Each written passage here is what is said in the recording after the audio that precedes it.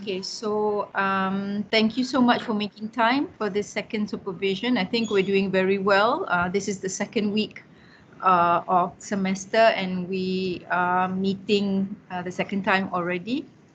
All right, so this is good progress. Yeah. So for this session, what we're going to do is get each and every one of you to present your revised topic. And in the course of you doing that, I will take notes, and then at the end, I will give you some of my preliminary thoughts. Is that all right? Sure. Yes, doctor. Brilliant. All right. Who wants to go first? I don't mind. Who wants to go first? Aida, you want Yeah, to go maybe first? maybe I okay. Brilliant. Okay, go ahead. It's all yours. Okay. First, my topic. What for the first question? What are you researching? Okay. I might be go with how does poetry helps people with mental illness express their emotions better. There is a technique called bibliotherapy, a therapeutic approach that uses literature to support good mental illness. Okay, so why I'm interested in this topic is because as me myself use poetry to help me express my emotion better, especially when I'm dealing with anxieties and insecurities. So when dealing with such personal issues like anxieties, depression, insecurity, sometimes it can be difficult to make sense of what happening to you, your body. So through these poetries, it would be better for you to know that someone else is facing or having the same problem as you. So when you know that this person facing the same are in the same boat as you, but they know how to express it, how they overcome it. So you would at least feel a bit better at ease at least. Okay. This is aimed actually to fill the gap using literature to improve your life by providing information to support and guidance in the form of activities, of course. So I'm planning to do this through critical reading so that I could observe the words the poet used to make the reader feel is how the sentence structure attracts readers so that they believe poetry will help them is their problems, their emotions. That's what I'm planning to do. But I personally don't know whether my title is good enough or whether it's too wide. And I would like to narrow it down, but I don't know how. And then for the research, I would probably choose around 4 to 5 poems, so I can observe the trend there, the word use, the stanza, the background and everything.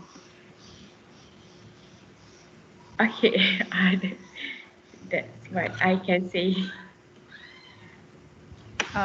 Aida, which particular poet are you interested in, or which poems are you interested in? Have you begun to identify, is there any particular poems that you are interested in? For meantime, I've no particular poets because I've been just searching widely. Like I am still trying to choose which poems is better to use. Okay. So your task at hand for now is for you to begin to identify particular poems. Maybe make a like a data bank. You may even want to set up a blog or a website where you can share some of the poems that you have identified and how they how they can elevate, emotional and psychological issues that readers may experience. So you may use this experience and this research opportunity to kind of develop something that others can benefit from your research as well. Yeah. And then in the course of doing that, you can already start to identify poems that you find relevant, Okay. poets that you find relevant. Yeah. So and we will narrow the context further, because you talked about psychological and emotional situations. Now, maybe the context can be general, maybe it can be related to a particular trauma, maybe it could be related to, for instance, loss of your loved ones, so it's like a sudden trauma. And so how do you deal with loss? How do you deal with certain issues like that? Yeah. So you can. So I would say for the next supervision, I would like to see your progress in that aspect. Okay, sure. All right. Do you have any questions? Okay, for like if I've choose 4 to 5 poems, is it okay if I've different gap for different poems, or just like for the 5 poems, I just need one gap? Very good question. So let me share the screen, and let me share the screen, and then we'll start to see the visual aspect of your research. Okay. So can you all see the screen? Yes. Okay. Yes. So this is Aida's work, huh? So this is for Aida. Okay. My niece's name is Aida. She's currently doing her medical program at in Cybergate. Wow. So yeah, she's in her first year. Yeah, inshallah. So so tentatively, the working title. This is working title. Okay. Okay. What actually appears in your on your thesis at the end of the semester, the 2 semesters. We'll talk about that later. Don't worry about it. But for all of you, there will be a working title. The working title will have certain variables. Okay. Okay. One of the variables that the working title will have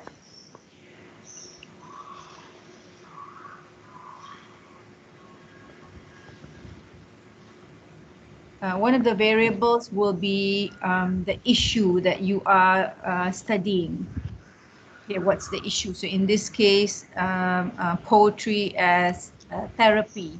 Okay, and the second component or the second variable of a title will be the corpus. Maybe you have a certain genre, in this case poetry. Maybe you have a novel that you are interested in. Maybe you have a particular writer that you are studying. So corpus in this case is your literary corpus. Okay. And the third aspect of your variable is your methodology. Is this a reader response? Is this a feminist reading? Is this a Marxist reading? Is this a post-colonial reading? Those will come. Don't worry about it. I'm just introducing you all kind of like very broad, using broad strokes. Just giving you a kind of a nice big picture. But I will guide you along with my task, my weekly supervision task, so that by the end of the 2 semesters, you will have the final product that captures all this. So now, in answer to the question that Aida asked just now, so you have 3 variables, right? So you have the first one is the issue, the second one is the corpus, and the third one is the methodology. Are you all following so far?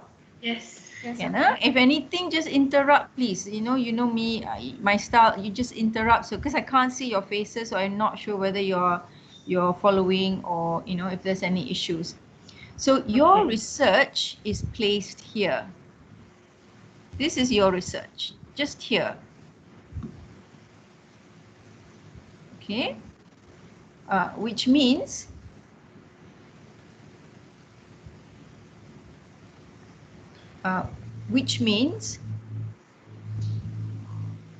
the corpus, this one, the corpus, even if you have 5 poems, it must have the same issue and must be studied using the same methodology. Ida, does that answer your question? Yes. Okay. So if you've got 5 poems and each one has a different issue, it's not going to be advisable that way. So you've got 5 poems and the poems, they have the same issue. But if you have the 5 poems and they are having the same issue, but you're not studying it using the same methodology, this is also not going to be your research. Your research must have the overlapping of all 3 components. Okay? So it must have the overlapping of the issue, the corpus, and the methodology. Now, this is how you can get a study that is significant. Okay, in your thesis, you will have to spell out the significance of your research. All right? Because there is this structured, objective, academic, and all scientific approach of looking at a corpus from for a particular issue using a particular methodology. This makes it scientific and objective, and structured. The significance is obvious, but where there is significance, there is also limitation. So what's the limitation? The limitation is, for instance, these 5 poems, each one of them has something else besides that one issue that has been identified, right? So you're not going to study all the different issues that each poem has. You are only studying that one issue, racism, for instance, or gender biasness, or childhood trauma. Maybe those 5 poems has other aspects. Maybe it has family representation. Maybe it has cultural values. All those things are not going to be studied in this research. So think of the significance and limitation as like a double-sided coin. On the one side, you have the significance, but the very aspect of the significance makes it also a limitation. Meaning, if I'm going to say the significance of this research is I'm going to study issue 1 using this methodology, the limitation is I'm not studying issue 1 using a different methodology. Maybe the methodology is gender here, or like I said, the methodology may be looking at through a Marxist perspective, or looking at from a cultural perspective. So these are the limitations. I'm not looking at these 5 poems from this perspective. I'm only using one perspective. Do you all get it? Oh, yeah. Any questions so far? Not yet. Yeah. So yes, please. Who's that? A question. Okay, so like through my experience as a student being exposed to all this academic writing and whatnot, I'm still not clear if limitation and gap, are they like the same thing or are they different actually? Okay. Very, very good Like, question. I need Thank you some so much. explanation You on all, this. you keep interrupting me and asking me these questions, then we will clear it together, so thank you so much. So that's a very good question. So here, if you see, let me get another color lah, huh? I love colors, by the way, so okay, let's get yellow. Yellow is nice color. Okay. All right, go back. Thank you. All right. So you know, when I say for this particular research approach, and for that matter, all three of you will have the same. You will have three variables. You will have something that spells out the issue, something that spells out the corpus, and something that spells out the methodology. Okay. Right now, it may feel a bit overwhelming if you don't have it filled up. You don't know what the issue is. You don't know. Don't worry about that. Slowly, we will work through it. Now, to answer Barbara's question, so the overlapping of these three is where this yellow part is. But if can I make it bigger? So if I make it bigger, am I going to study every aspect of the overlapping of these three components? The answer is no. You know, you are only studying that part, just that one aspect. That's the gap, because there are other gaps that you cannot study in your research. So if you kind of, so if I make it smaller, then I see, okay, there are the overlapping between this issue, this particular corpus and this methodology, the overlapping of all three aspects. There are many things that I can study, but I'm only studying that one thing. So that one thing, Barbara, that one thing is the gap. That's how you see the gap in the study. But how do you know what the gap is? You will have to conduct a literature review, right? You will have to conduct the literature review here. You will have to see the issue and this corpus. What have people studied about these two things? About, say, for instance, the issue of childhood trauma in the poetry of Rudy Francisco. Just giving you an example, okay? Number one, childhood trauma, that's the issue. Number two, the corpus is the poetry of Rudy Francisco. Now, a lot of things have been said, but from all the things that have been said, what is the gap? What has not been said? That's the gap. That's what you can study about. But you are going to study using a particular approach. That's the methodology. Again, that can also be a gap. Other people may study it from another lens. You are studying it from a particular lens. When I use the word lens, imagine, okay, I have a lot of reading glasses around here because I just love switching up my reading glasses. I'm a bit weird like that, but yeah. So anyway, so this is one lens. The word lens. Okay, this is one lens. So maybe I want to switch it up. I don't want to read from this lens. So I'm going to read it from this lens. I'm going to look at the world from this lens, right? And maybe I want to switch it up again, and I want to read the world from this other lens. So the word lens is actually a metaphor for reading approach. That's how or methodology.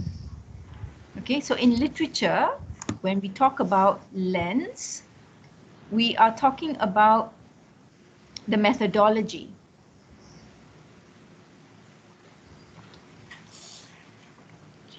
And the fun part about literature is that you can use any theory or from any discipline to study works of literature. Say you wanted to study something historical. You may take from the discipline of history to study literature. Say you are interested in archetypes. You know, you want to look at heroes, you want to look at the various motifs, the archetypes in stories. You will go into mythology to take aspects from that discipline to study literature, right? So my PhD, I looked at multicultural identity in Malaysian literature. So I used cultural studies. I used discourse of multiculturalism. I used sociology. So that's a different discipline. So I use concepts or theories from that discipline, and I applied it to the studying of the novels that I'm reading. So that's the lens. Do you get what I'm saying? Yes. Yeah. Yes, yes.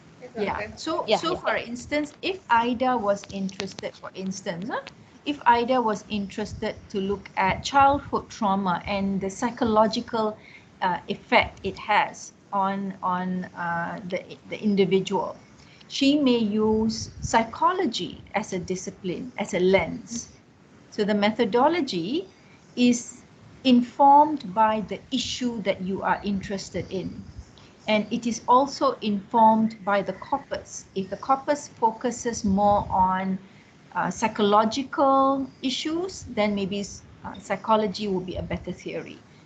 I will guide you along in that aspect, but what I would like you all to do is to reflect on the interest that you have and to try to articulate to me as clearly as you can. So that way I can guide you along, right? So that way I can say, oh, I know what Ida is interested in, so I'm going to suggest that she reads this or she explores more in that aspect, like that. Okay. Do you follow? Yes, yes. Yeah. Does that answer the question, Barbara? Yeah, it does. About the Now gap? it's Yeah. a bit more clear. Yeah. And you know, gradually it will become clearer, but what matters right now, what matters is what am I interested in? What am I interested to study? You know, so that's the main task right now. Once you know what you are interested in, you can start asking the right questions on Google. You can start to search the right kind of journal articles or books to help support your research. Okay, All right. Ida, any more questions? So far, no. Okay, brilliant. All right, next. Who wants to go next? We'll go next. Okay. Okay, Okay, Wawa. so thank you. So the topic that I'm interested on doing is an analysis of Fierce Fairy Tale by Nikita Gill. The reason why I'm interested with doing about her works is that, okay, to be honest, I'm not a big fan of poetries. I have never been the type to buy books about poetries and not the type to Google about poem or such not. But one day when I was on Instagram, I found this poem by Nikita Gill, which is an ode to fearless woman. And it made me realize that not all poetry is about sad love, not. I always find, okay, maybe I'm stereotyping poetry, but okay, I am stereotyping poetry back then because I always thought that poetries are too feminine, not to something that is very sweet, and I don't connect myself to it. But after reading Nikita Gill's poetries, I realized that not all poetries are something that is weak or something soft like that, because it can be motivating. It motivates me to be more confident about myself. It makes me feel that I can do things without being helped by other people, by men mostly. And it also made me realize how the world we live in is mostly being dominated by male population, such as the recent social issues, the rumah Pak Long thing. It got me thinking maybe it need to be changed, and sometimes girls like me back then also realize that we need to stand up more for ourselves without we need to stand up more for ourselves. We need to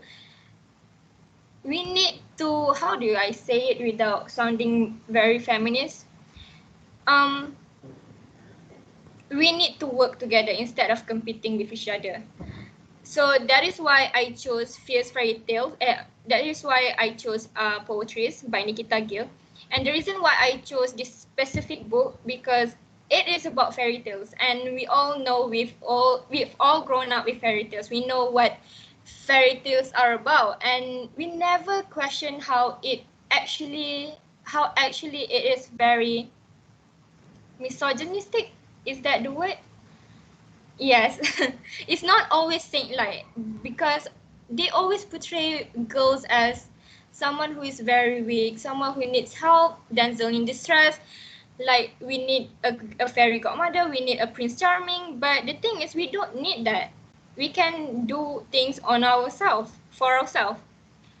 So that is the reason why I chose Fierce Fairy Tale, because I want to show that how fairy tales can be turned in a way that that that heroine can be strong, be independent. They can stand for their own. So the how I will be doing the research is by doing critical reading, like you suggested, because it will be a challenge. I'm not gonna deny that, but it would be fun. And I have also read most of the poetries present, and I feel that the theme that I will be doing is either woman empowerment or the relationship between a mother and a daughter. But I think it will be woman empowerment. That is it for now.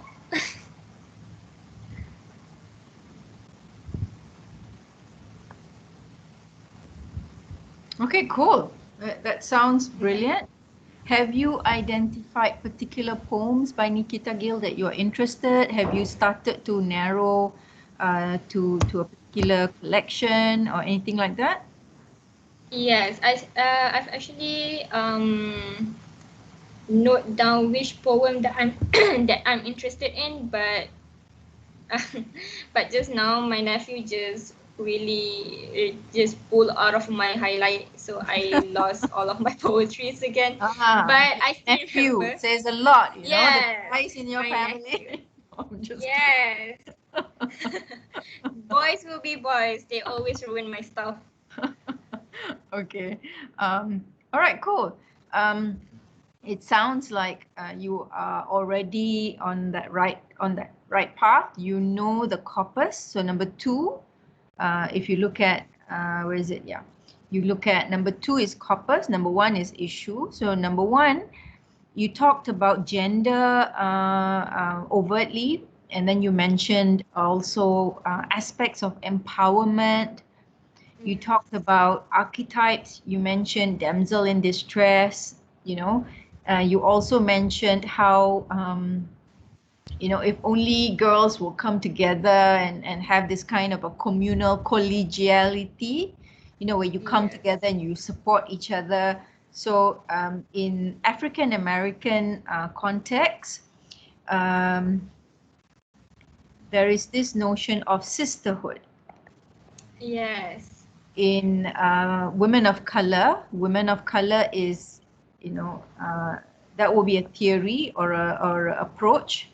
Women of color, people like Alice Walker, they use this notion of sisterhood as a kind of communal agency. So I want you to start reading up a little bit about that. Because within, this is for number 3. For you would be number 3, methodology. Okay. When we think about the theory that is involved, you can branch accordingly. You can look at gender studies as a potential theory. And of course, you can look at feminism as a potential theory. But the difference is feminism was rooted more in white Western women, right? And the kind of the kind of issues that feminism fought for did not take into consideration women of color and the kind of issues women of color were experiencing. So So I'm not sure whether feminism will be the best source. So it will depend on the text. The poems that you choose will inform you of the kind of methodology you want to develop. What that means is, if the poems you use has a lot more archetypes, yeah, the fairy tale archetypes, then mythology will be a better choice as a theory. You can combine aspects of mythology with aspects of gender studies. And if your writer is non-white, then you know, women of color. I mean, if your writer is African American, for instance, then for sure women of color will be a better choice. Meaning to look into the theories and the concepts that deals with people of color. Okay, so for instance, W.E. Du Bois talks about double consciousness, where the African American has this sense of two-ness. They know what it feels like to be black. They know what it feels like to have others treat them in a racist way. They have this two-ness about them. They know what they feel. They know who they are, but they also know what others think of them. You know, so they're constantly fighting that kind of treatment. They know they have the potential to do well, but they also know how society thinks of them. You know, they society thinks they are, you know, thugs, or they will not amount to much. They don't have the potential. They are always the second class, not the first. You know, so it depends on the text and the writer that you choose to help you identify which theory or concepts that will help you develop your methodology. But again, like I said, I will guide you along, you know, because you've already gotten your first and your second. Now you're moving on to your third aspect of the variable, which is your methodology. Okay, so I would suggest for you, first of all, do you have any questions for me? Nothing for now. Okay, so I would suggest. But Doctor, yeah, go ahead. I'm actually new to the term archetype. What is that actually? Okay, cool. Okay. Just a second, huh? Okay.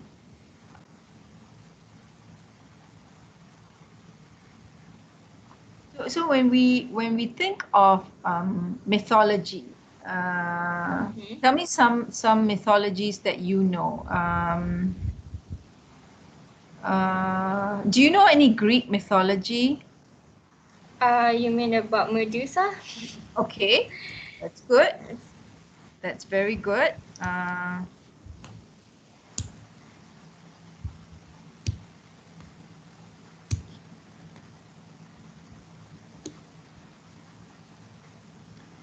So what do we know of Medusa? So she has a particular kind of power. Yes. Okay, and she was able. She had this. She's a mythological character. Okay, she has this particular kind of power.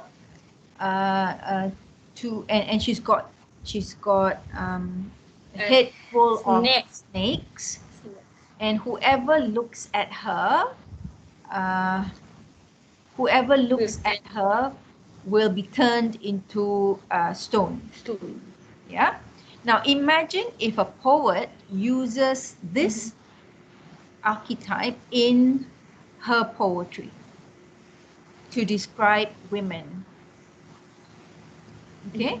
So in order to understand the poem, you need to understand the mythology. You need to understand what is Medusa? How is Medusa used in mythology? So Medusa is an archetype. You know, she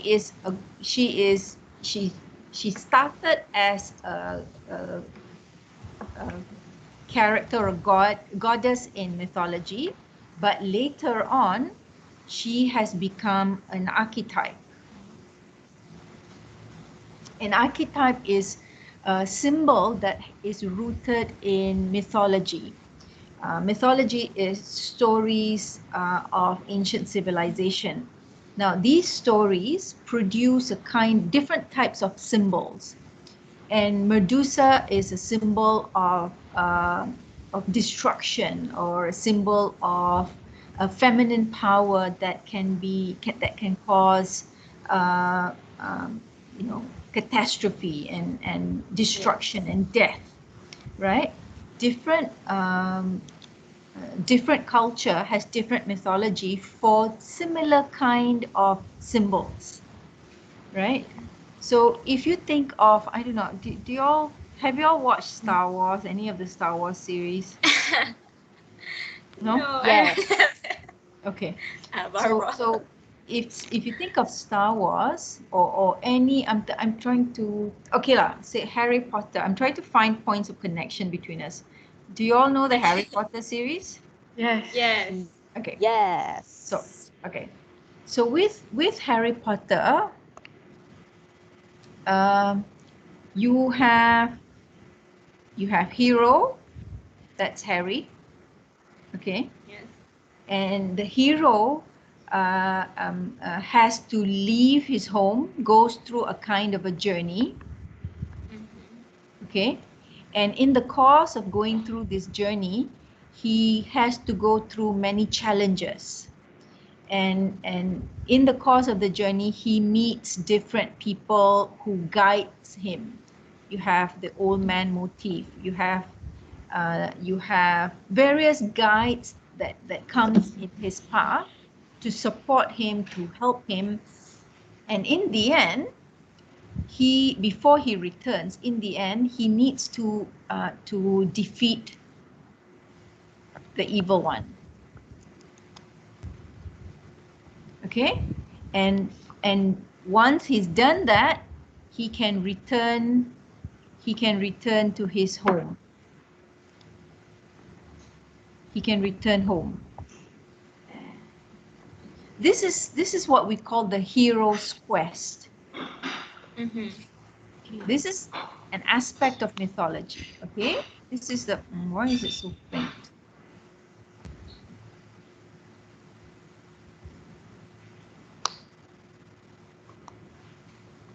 So this is what we call the hero's quest. Most stories will have this kind of trope. They will have this kind of trope. Most stories will have. You see Star Wars. You see, what's that? You see Spider-Man. You see. I'm not very much into all these Marvel worlds, so I don't know any of their. Okay, you see Black Panther, right?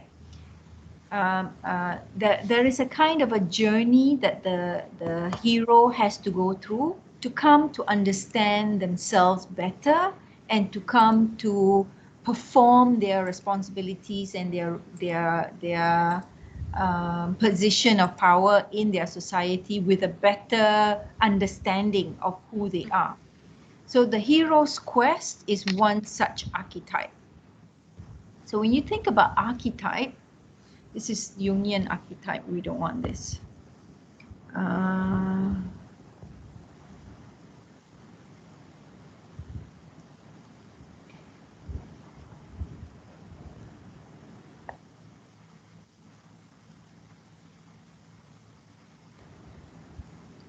So when you think about archetypes, damsel in distress, you mentioned just now, that is one archetype, meaning the woman is portrayed as somebody who needs to be saved by a man. You see Rapunzel, you see Snow White, you see Sleeping Beauty, all these female characters who appear passive, waiting for the men to save them. So the archetype there the archetype that would be suited there would be the damsel in distress. Now, your task, if you chose to use this archetype in studying Nikita Gill's works, is to see how she challenges the damsel in distress archetype. Right? How does she challenge this? Because you were interested to look at the issue of empowerment, Yes. the issue of how women can take responsibility over their well-being and their happiness and their joy without without the support of men, right? It doesn't mean that men are not important anymore, but it means that joy and happiness does not lie in the relationship with the man. It lies within the woman herself.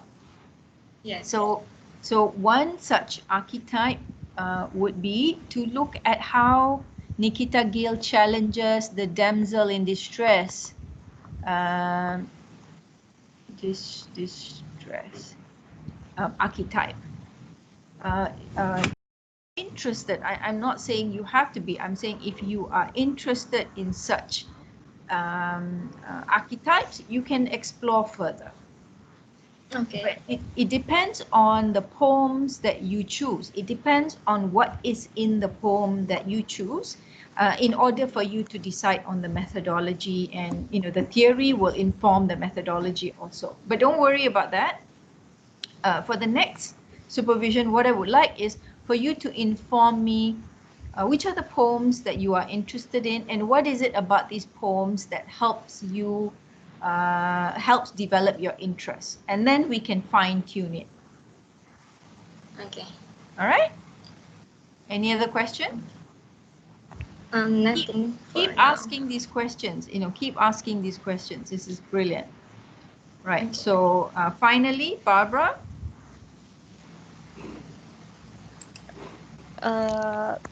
I'm going to share screen because I did like a simple presentation. Thank for you so this. much. I'm going to unshare mine. Okay. Yeah, you can go ahead. Okay, one moment, yeah. Yep. Um,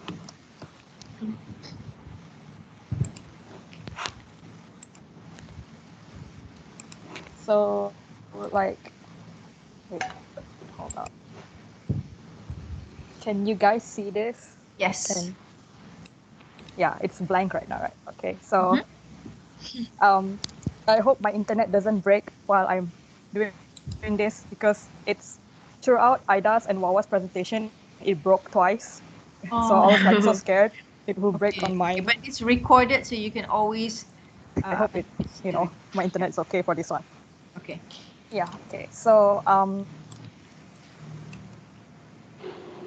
my topic of interest for my final year project revolves around the study of adult literature.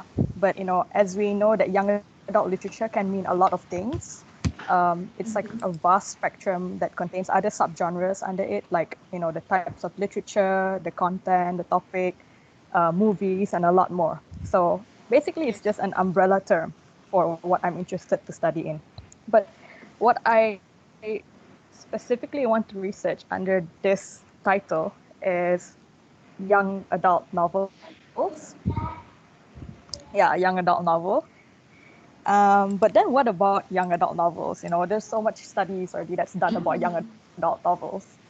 So, if you go to the internet and go to Google Scholar or like UKM Journal or wherever, there's so much information of young adult novels. You just have to choose what title it is, or you go to YouTube. There's so many videos about it, or podcasts on Spotify or Apple Music.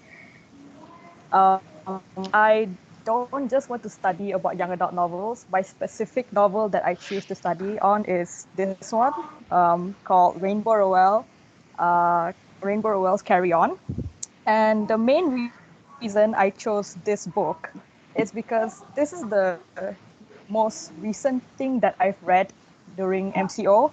And this is the thing that's kept me entertained during MCO.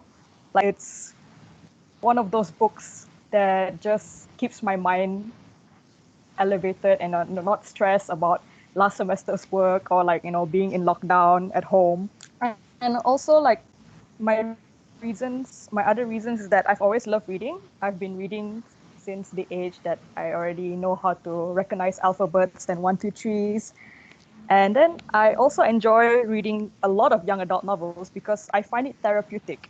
Like for example, if I've had a bad day, I like to read, but then if I'm stressed out, the last thing I want to reach out is a book that has a heavy plot or a heavy dialogue. So I would pull out a young adult novel because I find it as a light read. Like maybe it's because of the diction that's used by these young adult authors.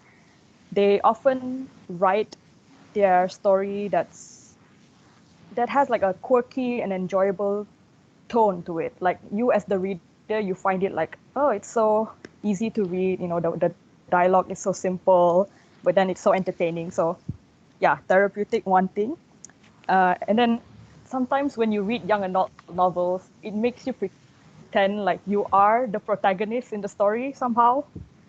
So like no matter what point of view it's written in, whether it's in an omnipresent point of view or first person, the way young adult novels are written in general is just maybe targeted for like young adults, obviously, and it's also, something that people want to read lightly. And also, I find it like young adult novels a healthy way to escape reality without depending on substance abuse. Like how some people they depend on substance abuse to like get through life, but reading is just the best way to get through, to relax. That's like the healthiest way because it clears your mind. It gives you mental clarity, makes you meditate. So that's why I decided that this would be the best research topic for me to delve in, as it is something that I enjoy reading, talking about with my friends online or in real life. And now that I have chosen Carry On by Rainbow Rowell, I've done a bit of light readings and research.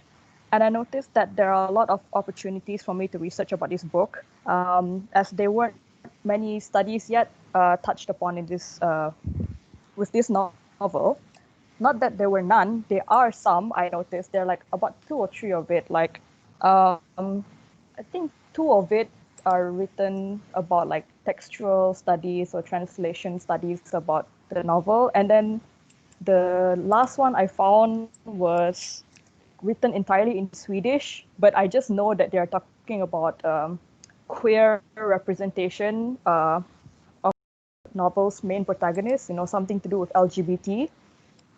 But what I would like to work on this novel has to do something about exploring the representation of stereotypical heroism in the novel through the main protagonist, Simon Snow.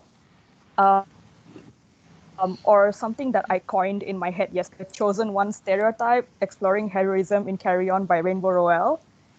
And besides Rainbow Rowell's Carry On, I noticed that young adult novels often have this stereotypical characterization of their hero or heroine, like Dr. Raihana mentioned just now. Like the way the hero is developed in a story, there's a pattern to it. Like the hero has to discover himself, and go through some challenges, and then find some guide, and then and then defeat the something evil, Okay. and then can go home, that kind of thing.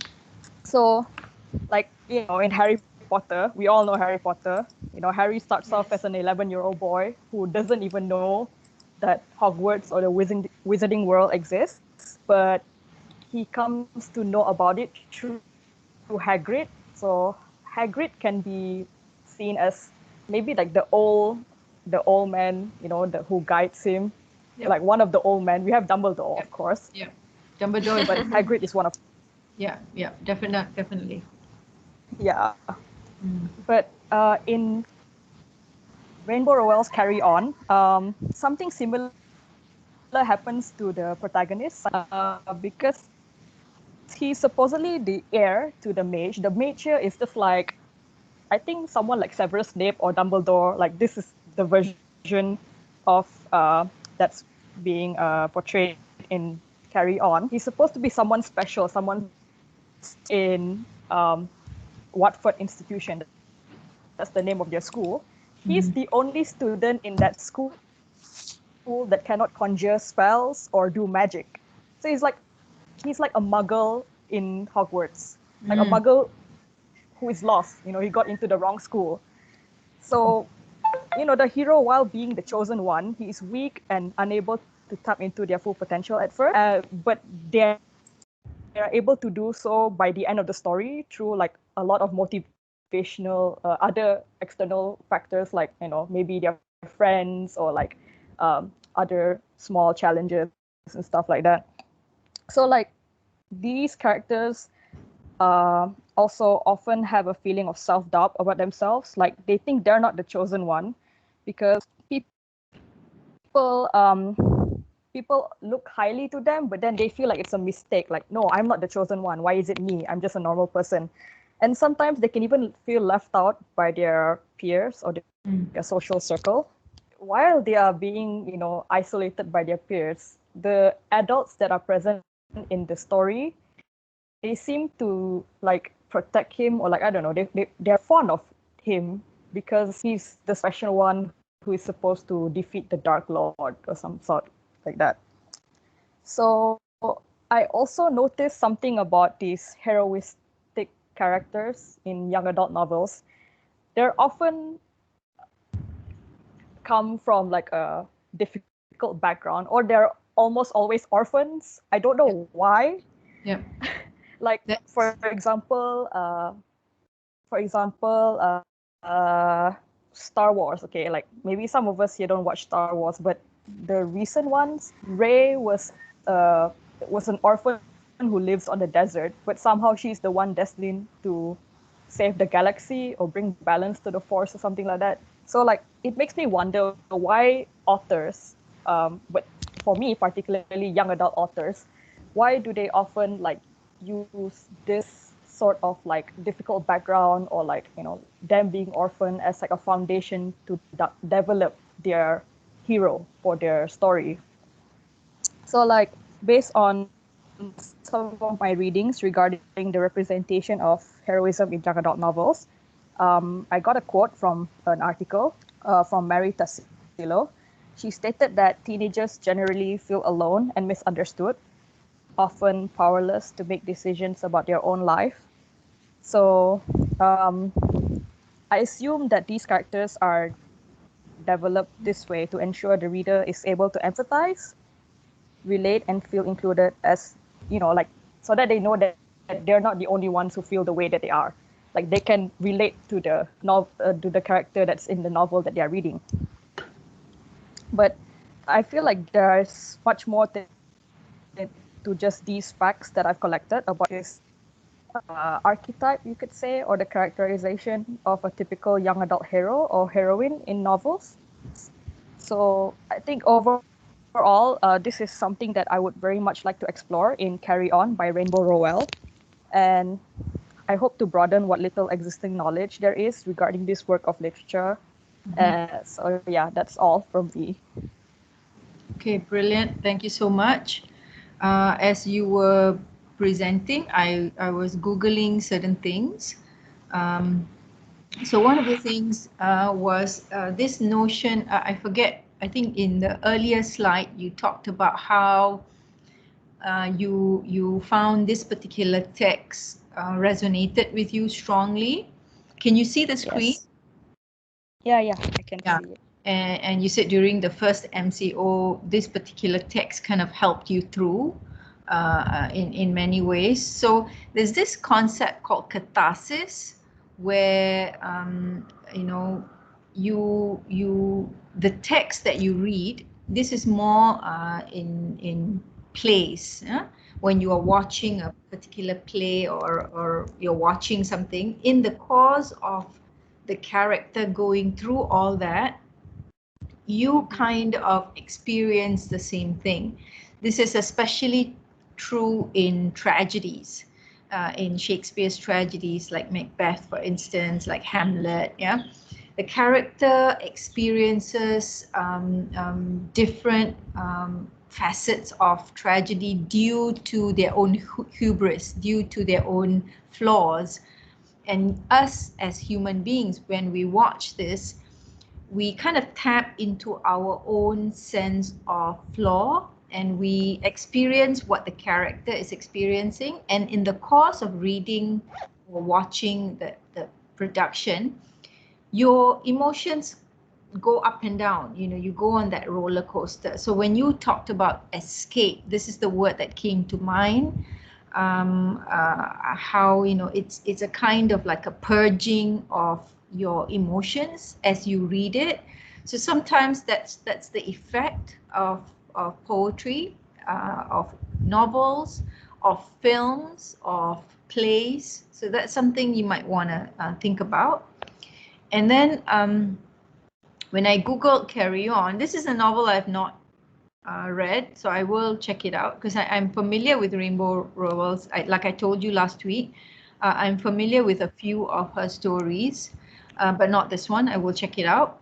So, you know, even as I'm Googling just generally, people are comparing it to Harry Potter, and people are asking questions like, you know, Carry On, while a completely standalone novel in its own right, is also the final book in the fictional Leslie Harry Potter-like series. So in your literature review of this novel, you will see, you will have to mention what others are saying with regards to this novel. And one of the things that people are also saying is that it has that Harry Potter-ish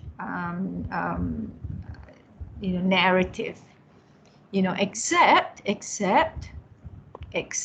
not as a chosen one, because chosen one is also kind of an archetype, a kind of a, so you may want to read up, Barbara, about the chosen one archetype. What are some of the qualities of the chosen one, right?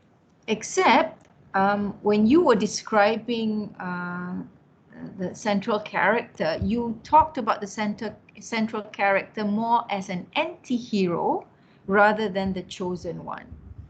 So what are the qualities of an anti-hero? The anti-hero is the central character in the story. However, the character lacks the conventional heroic attributes. You know, maybe the courage is not there, maybe the sense of idealism is not there, you know. But the character in the end comes to do the right thing. But it doesn't seem as if, like with Harry, you know, he was ill-treated the first 11 years of his life. He lived under the staircase. He hardly ever got to do the things he wanted to do. He didn't get any love, didn't get affection, didn't get any kind of attention from his family, yet he ended up, you know, having good manners, you know, he did well in school. He didn't grow up to be a bully like his cousin. Yeah. What's his name? Dudley. Yeah, Dudley, you know? So Harry is painted as your archetypal hero. Okay? Yeah. Ron comes across more like an anti-hero. I mean, he's sloppy, redhead, you know, freckles, and he doesn't have that package. He can't even, you know, he doesn't enjoy studying so much. Harry enjoys studying. Harry does well in studying. At any time, you know, they are introduced to something new, especially when he was learning how to handle the animals, you know, it's like Harry's the only one who's able to do it. So it's like Harry Potter has that chosen one archetype to the T. But this character in your in your Carry On novel that you mentioned, he comes across more like an anti-hero. So you may want to look at your title, your working title, and rework that a little bit and read up a bit more about this this concept called the anti-hero. All right. And then you mentioned about the orphan, because orphan can also come across like an archetype, because you're right. In many stories, many classical stories, they often has a kind of position in storytelling, right? So there is a particular there's a particular kind of framing that develops the orphan's story, right? So you may want to go in and explore some of these things as well. So so I would say, Barbara, for yourself, you kind of if I take the 3 points, you know, the 3 circles that I used to describe for Ida and Wawa. So in terms of corpus, you definitely know your corpus. In terms of issue, you also kind of know, you're looking at this the hero character who's not terribly a hero, albeit he's seen as the chosen one, but he doesn't have all the qualities of the chosen one. The methodology is the bit that you are still developing, right? You're still looking into that. So I think you need to kind of explore further. So I think you're on track, all 3 of you. I think you're on track. So do you have any questions for me before I give you your task for next week? Barbara, do you have any questions for me? Yeah. When we read on this, like for my project, when I read on these archetypes, I just need to choose like one aspect of it and then write about it, like from one point of view of the archetype, like a bit of this, a bit of that. Right. So good question. So when you're looking at, okay, so now I'm going to start assigning you all 3 of you the task for next week's supervision session. Okay, so between now and next week, what I would like you to do is basically work on your literature review section of your study. So for this semester, for semester 1, for this semester, I'm looking at chapter 2 and chapter 3. I'm looking at you working towards developing chapter 2 and chapter 3. It doesn't have to be completed, but we are moving in that direction. So we're currently in week 2. So I'm looking at week 2 until say week 7. I want us to develop the literature review. Okay. Finally, when you come to write your literature review, you will write around 12 pages long for literature review, around, plus or minus, between 10 to 12, something like that. Okay. But in order to write 12 pages, you need to start reading about it. You need to kind of like research more about the topic. So the literature review will be based on the corpus that you are studying. What are you studying? Are you studying the poems of a particular poet? Are you studying a particular genre, young adult novel? Are you studying a particular collection of works based on a particular time frame, you know, 21st century poets or 21st century poems about youth, something like that. So what you are going to be reviewing in your literature review will depend strongly on your corpus. On what you decide will be your corpus. So for Wawa is Nikita Gill, sorry. For Barbara, it's Rainbow Rowell. For Aina, you need to decide by this week if you have a particular poet. If not, we're going to have to categorize the poet the poems that you are interested in based on the collection. So maybe it's an anthology of American 21st century American poets. That will be your corpus. Okay. Right? So you can kind of like broaden your scope somewhat, maybe to a context. Maybe it's American poet or British poet or New Zealand poet or Australian poet or Malaysian poet, something like that, or Southeast Asian poets or something like that. Okay. Okay. Because you don't have one particular writer just yet. But if you had one particular poet, you will then have to identify 4 or 5 poems by this particular poet. Right? So both ways you will have significance as well as limitation. So okay. Okay. So for the next 4 or 5 weeks, we are working towards developing your literature review. Now, in answer to Barbara's question just now, like, what do I write? What should I write? Should I cover it generally?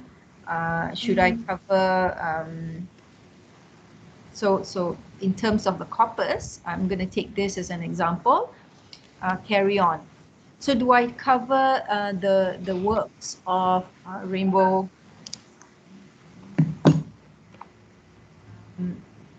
Do I cover the works of Rainbow Rowell generally? Do I review, I'm going to go into the books first. Where are the books there? So do I,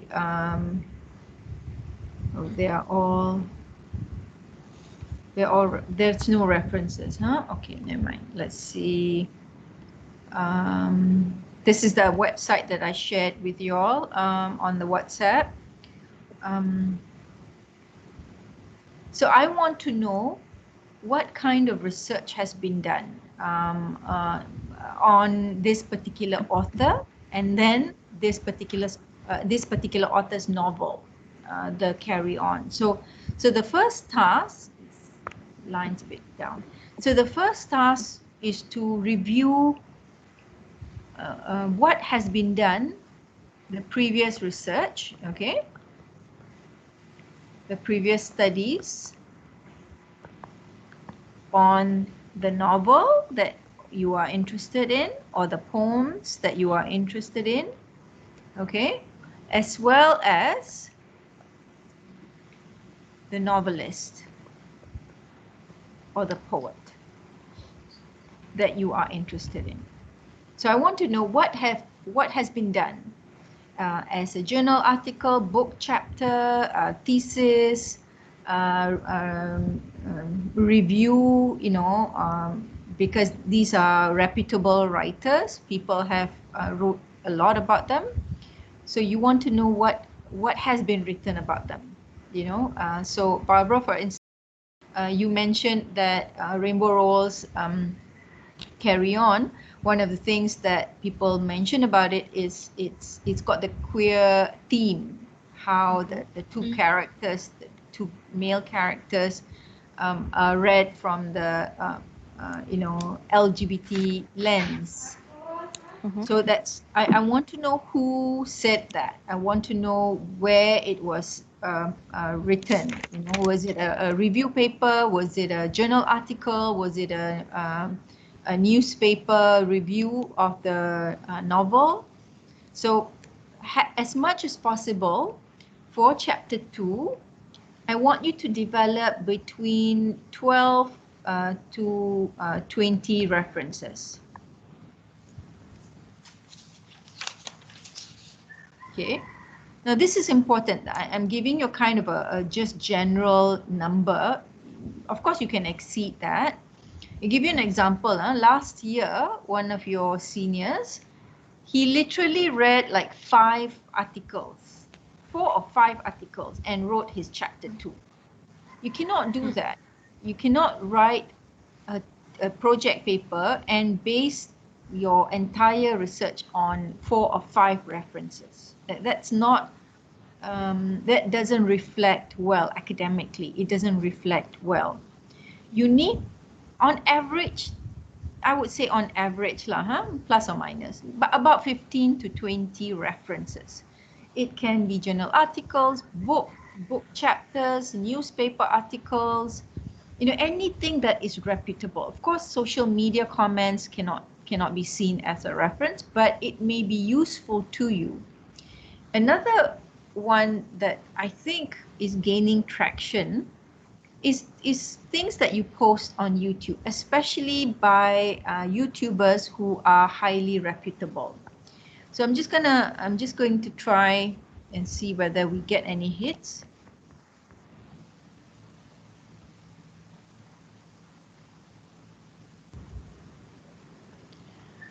So the TED Talk by Nikita Gill will definitely be a reference. So Wawa, you can use this as a reference.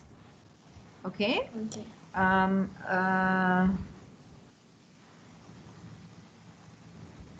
Of course, her any interview, like for instance, the Asia Lit Fest.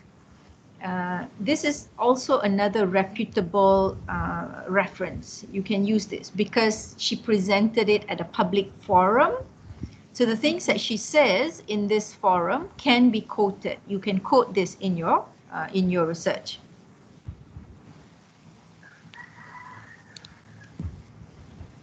Yeah, so interviews, okay.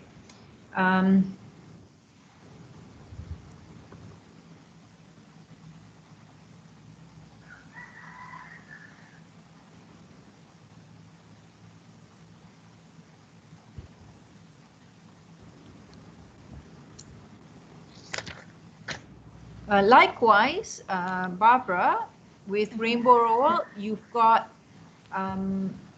she presented at a book expo. She was interviewed for the 2019 National Book Festival. She was also interviewed at BookCon 2015. So you may use these references. All right.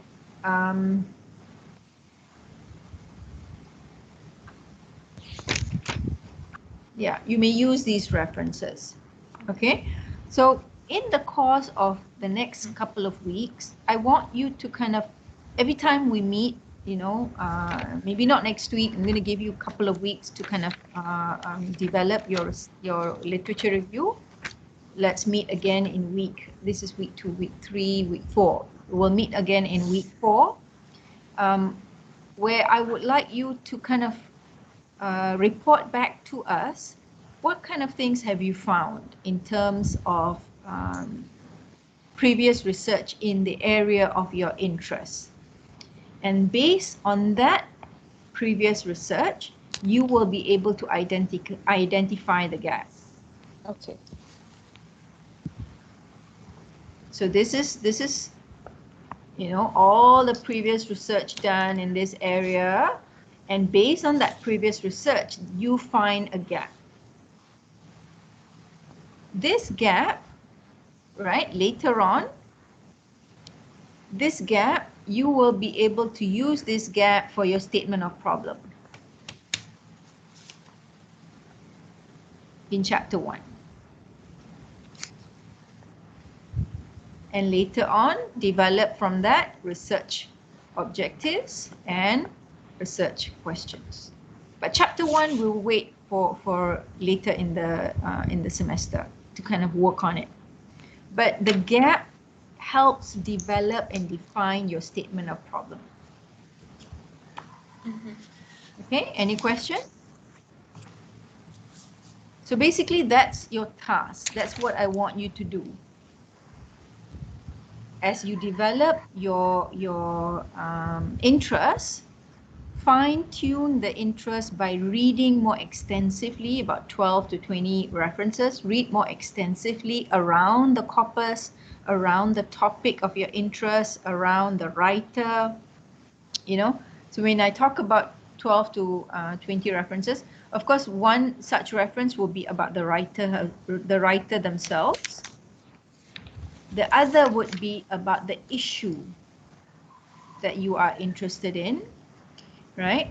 The third would be the corpus that you are interested in, okay, and look at potential maybe thesis, look at the thesis collection, look at books, look at magazines, published magazines, popular cultural magazines. Of course, look at journal articles. Okay. So, if you can get these kinds of review done within the next 2 weeks, you will be better prepared to tell me the gap that is in the study. Has someone studied The Chosen One in Rainbow Rowell's work? Has someone studied the issue of damsel in distress in Nikita Gill's work? And Okay. How has bibliotherapy been through poems? What's the issue there? I just wanted to.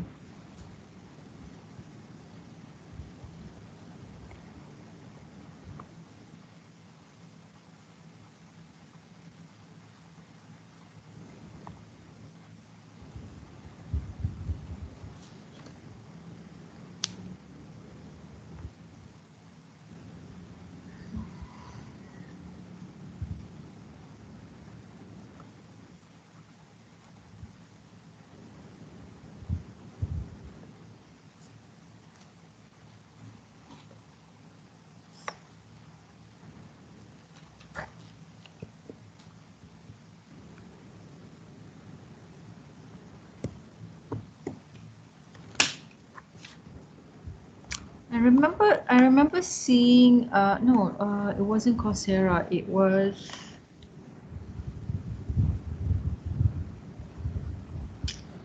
just a second.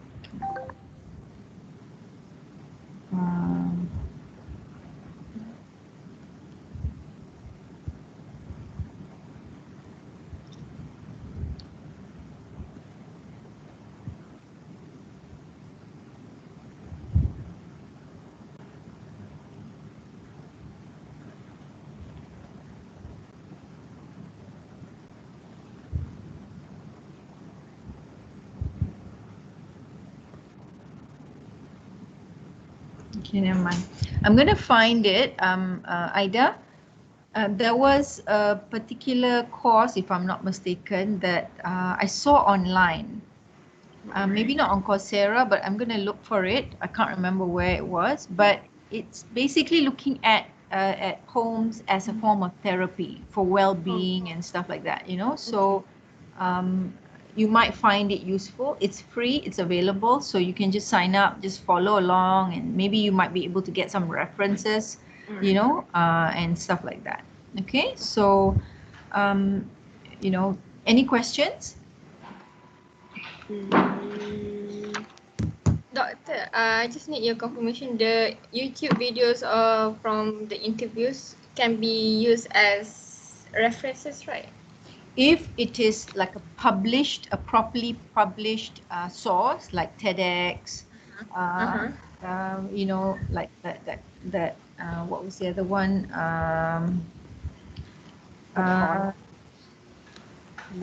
The National Book Festival.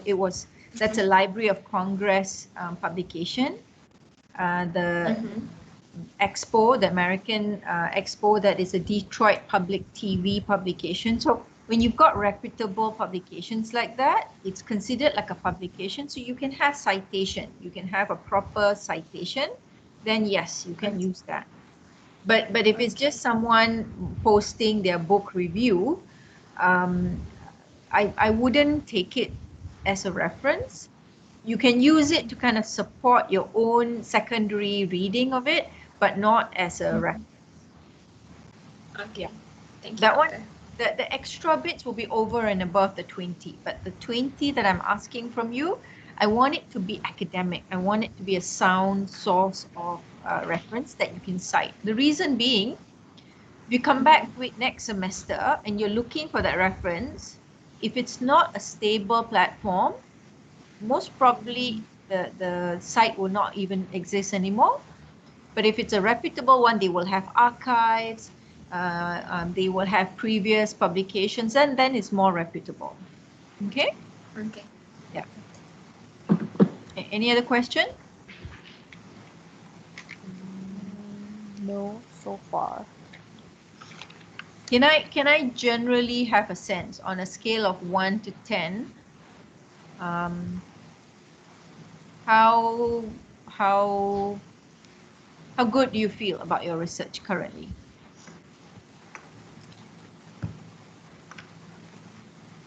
It would be would be 3 to 4 since I need to look up for my main topic first. Okay, because in your case you haven't identified the corpus. Yeah. You know the issue, but you haven't identified the corpus. So once the corpus is there, it will fall together. The pieces will fall together, you know. So maybe that's the reason. Yeah. So in your Ida, in your case, 3 to 4. Okay, Wawa.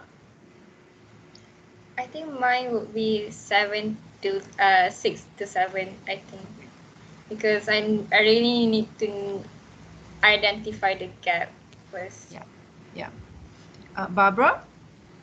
Mm,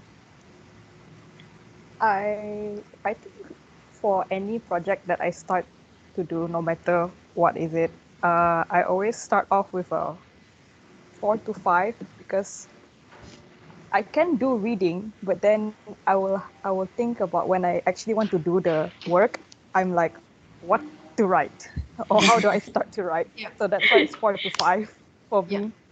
Even though I know the novel that I want to study and what I want to do about it. So it's just that, like when I want to write later. Yeah. The reason I'm asking is because I'm a kind of a researcher that I will always reflect on my own progress. So I want to train you even at the undergraduate level. Maybe later you might consider doing your graduate studies, your postgraduate studies. No matter what the discipline is, you will still need the fundamentals. You know, in your toolkit, you have the same skills. The first one is to ask, why am I interested in this? You know, what do I want to study?